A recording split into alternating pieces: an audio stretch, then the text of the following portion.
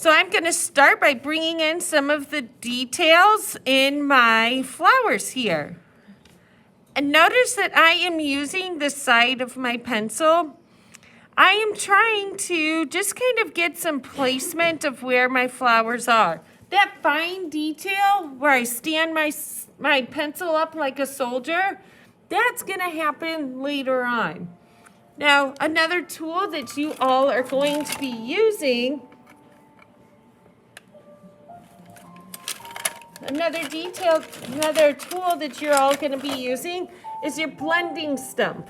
So what you can do is, in the beginning, I want you to try to use the side of your pencil as you're bringing in the details. And you might not understand exactly what you're looking at initially, but I just want to get a little bit of information on here to start. And I'm starting with those dark areas. So those darker areas in that little flower,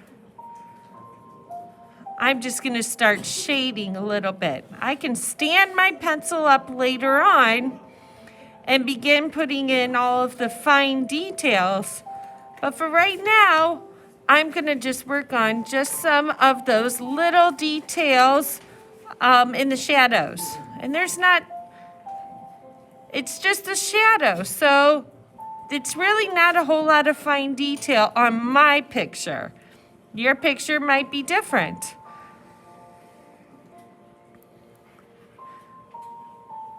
So pick a spot on your photo or on your drawing, and you can start adding some shadows. Just start marking in where you think they go. Don't worry about perfection. Don't worry about fine detail. Let's just look at where are the shadows. And then what I like to do is kind of darken certain areas. There's certain areas that I'm gonna press harder to get that dark shadow, and there's areas where I'm barely pressing my pencil. Another way to look at how to apply values is where you're holding your pencil. You're going to see me hold my pencil down here the most. But for a beginning artist, when you need to draw lightly, it helps to hold your pencil closer to the back by the eraser. That's going to prohibit you from pressing too hard. So for those lighter areas and those lighter values, you really cannot put too dark of a value if you hold your pencil way back here. As I move to the middle, I'm going to be able to press harder. I'm going to be able to make it darker. And as I get closer here, this is where you should hold your pencil if you want to make really dark darks. So initially, can I tell that this is flowers? The answer is no.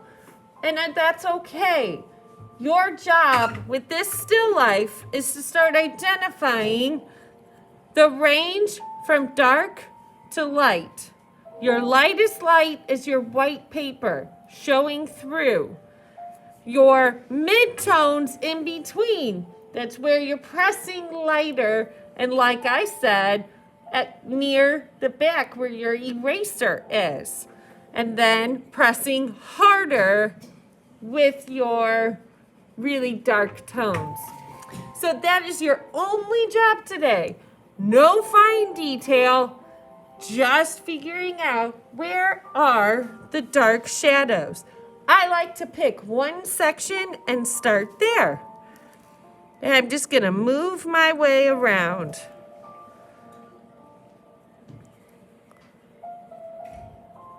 Right now, I'm still working with my darker tones, so maybe I should hold it near the middle for some mid-tones. Some of those mid-tones. We'll do fine detail later. If you see a real light area, just start marking around it.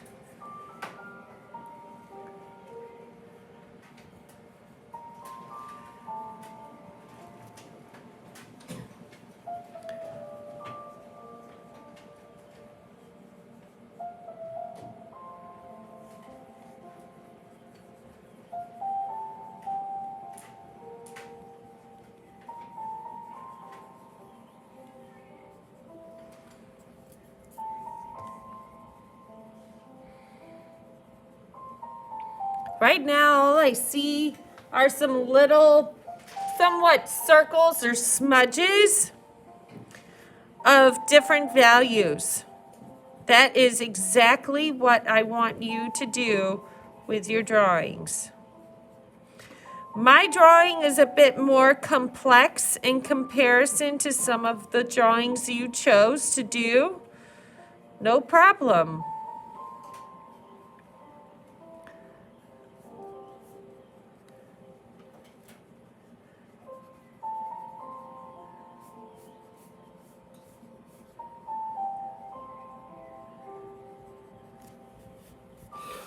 Okay.